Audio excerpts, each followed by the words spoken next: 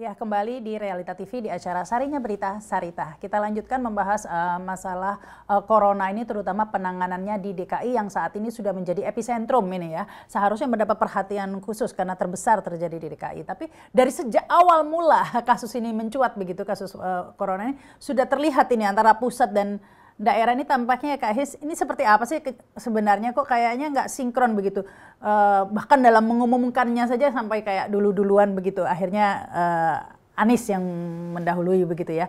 Nah kemudian soal lockdown ataupun apalah istilahnya ini juga antara sampai pernah ada yang sempat ada statement Presiden kalau melakukan daerah melakukan sendiri akan ada pidana seperti itu. Belum lagi tadi itu penanganannya katanya diserahkan daerah, kemudian pusat, kemudian daerah lagi. Sebenarnya seperti apa sih ini?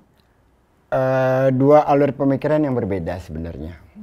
Alur pemikiran pemerintah pusat itu berawal itu bagaimana menyelamatkan ekonomi. Maka pembicaraannya adalah industri pariwisata dibuka, perlu influencer, yang gitu-gitulah. Dan meyakinkan diri sendiri tanpa sesuatu riset yang kuat bahwa Indonesia tidak akan terkena corona. Sementara di satu sisi, saya ingin cerita sedikit saja tentang bagaimana Anies menghadapi corona. Dia dalam banyak hal, setiap ada masalah, itu tidak kehilangan selera humor, apapun. Tapi setiap membahas corona, aksentuasinya, artikulasinya, sudah tidak ada lagi selera humornya di sana.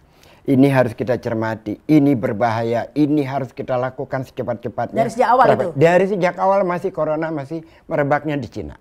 Belum ada masalah di Jakarta maupun tempat lain. Dia sudah kehilangan selera humor untuk bahas itu. Dia nggak tahu, mungkin karena saya yakin pejabat-pejabat yang lain yang punya pemahaman internasional, paham juga tentang hal ini, pasti juga sudah mulai berpikir gitu loh pada saat itu. Tetapi kan di pusat masih menganggap saya kuat karena makan nasi kucing, atau Terawan menyatakan bahwa bisa sembuh sendiri, macam-macam hal itu. Atau doa. Tapi itu terlihat bahwa orientasinya adalah ekonomi oriented. Sementara di Pemprov DKI terutama orientasinya adalah menyelamatkan manusia.